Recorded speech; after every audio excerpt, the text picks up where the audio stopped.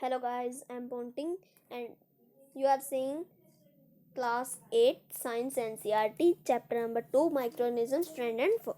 ठीक है, अब देखिए हमने प्रीवियस वीडियोस में पढ़ा था कि जो माइक्रोऑर्गेनिजम्स हैं किस तरह से हमारे फ्रेंड हैं और किस तरह से हमारे दुश्मन हैं।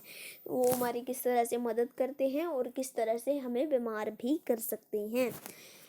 हमने प्रीवियस वीडियोस में ये भी देखा था कि जो फूड पॉइजनिंग जैसी बीमारी है जिससे हमारी डेथ तक हो सकती है, उसलिए हमें प्रिवेंशन था कि हम खाने को बचाएं, ख़राब खाना ना खाएं। अब इसी के बेस पे हमारा नेक्स्ट टॉपिक बनता है फूड प्रेजर्वेशन, कि खाने को किस तरह बचाया जाए। देखिए आपने चैप्टर 1 में पढ़ा है कि खाने को जो ग्रेन्स होती हैं, फूड ग्रेन थी, हमने चैप्टर 1 में पढ़ा था कि उसको स्टोर किए बिना वो ख़राब हो जाती है।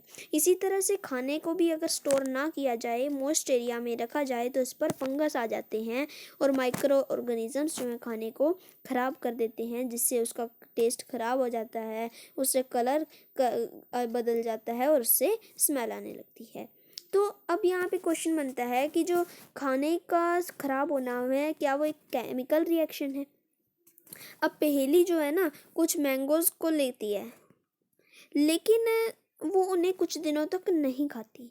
बाद में वो पाती है कि वो जो सारे हैं वो ख़राब हो चुके हैं, लेकिन वो जानती है कि मैंगो पिकल जो है उसकी दादी जी, वो कभी भी ज़्यादा समय तक ख़राब नहीं होता। उसकी दादी जी ना अचार बनाती हैं मैंगो का, वो तो इतने लंबे समय तक रहता है, वो तो ख़राब नहीं होता, लेकिन मैंगो ख़राब हो गए हैं।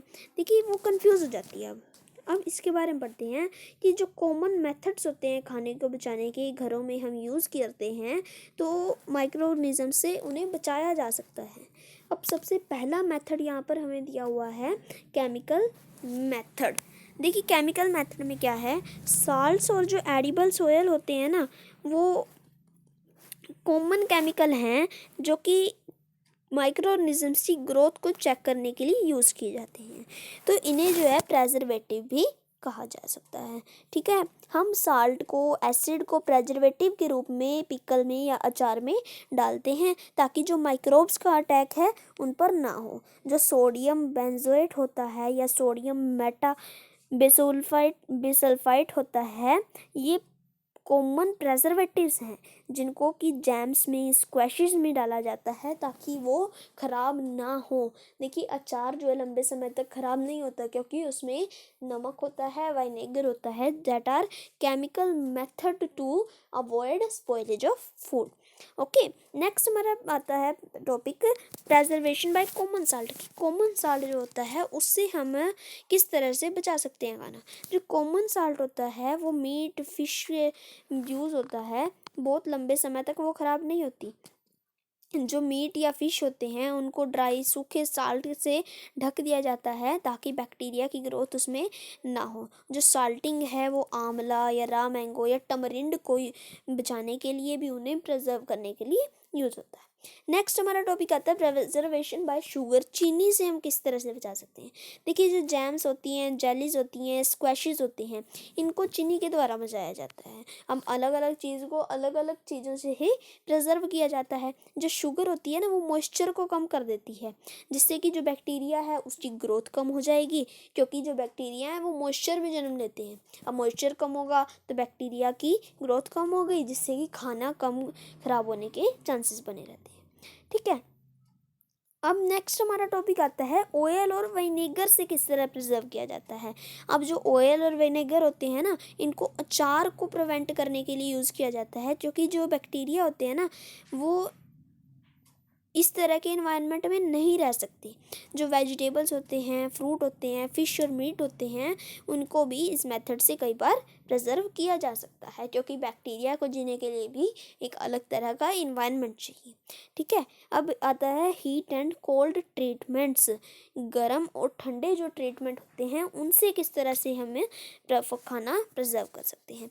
आपने देखा होगा कि जो आपकी माता जी होती है ना, वो दूध उबालती हैं और उसे स्टोर करती हैं। अब दूध उबाला क्यों जाता है, बिना उबाले भी तो दूध पी सकते हैं। देखिए जो दूध उबालना होता है ना, तो दूध के अंदर बहुत सारे और माइक्रो ऑर्गेनिजम्स होते हैं जो हम नहीं देख सकते, लेकिन जब दूध को गर्म किया जाता है ना, बॉयल किया जाता है, तो उसके माइक्रो ऑर्गेनिजम्स मर जाते हैं। इसी तरह से जो है कई बार खाने को रेफ्रिजरेटर में भी रखा जाता है। लो टेम्परेचर पे भी जो माइक्रोब्स हैं उनकी ग्रोथ कम हो जाती है। अब आता है कि जो पेस्चराइज्ड मिल्क होता है ना, उसमें विदाउट बॉइलिंग, बिना बॉयल किए हुए हमें पीना एक हार्मफुल हो सकता है हमारे लिए, क्योंकि उसमें बहुत सारे हार्मफुल माइक्रोब्स प्रेजेंट होते हैं। जो मिल्क होता है उसको 70 डिग्री सेल्सियस के ऊपर 50-30 सेकेंड्स के लिए गर्म किया जाए और उसे साथ ही ठंडा करके स्टोर किया जाए। इससे जो है हम माइक्रोब्स की ग्रोथ को प्रिवेंट कर सकते हैं, माइक्रोब्स की ग्रोथ को कम कर सकते हैं। और इस प्रोसेस को लुईस पैस्चर ने डिस्कवर किया था, जिसका नाम रखा गया था पेस्चराइजेशन। ठीक है, इसी तरह से हमारा नेक्स्ट टॉपिक आता है स्टोरेज एंड पैकिंग की। कई बार जो है खाने को स्टोर करके पैक करके भी प्रिजर्व किया जाता है। अब इन दिनों में जो ड्राई फ्रूट्स होते हैं या वेजिटेबल्स होते हैं वो सील्ड एयर टाइट पैक में ना बेचे जाते हैं। आपने देखा होगा कि आप ड्राई फ्रूट्स लाते हैं ना तो बहुत ज़्यादा सील्ड पैकेट्स होते हैं। अब इनसे जो होता है ना, सील्ड पैक से जो माइक्रोब्स का अटैक होता है उसका खतरा कम हो जाता है, जिससे कि जो ड्राई फ्रूट है वो प्रिजर्व हो जाते हैं।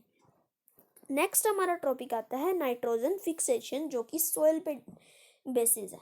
ठीक है, इसको हम नेक्स्ट वीडियो में डिस्कस करेंगे इस टॉपिक को। इस वीडियो के लिए इतना ही। Thank you.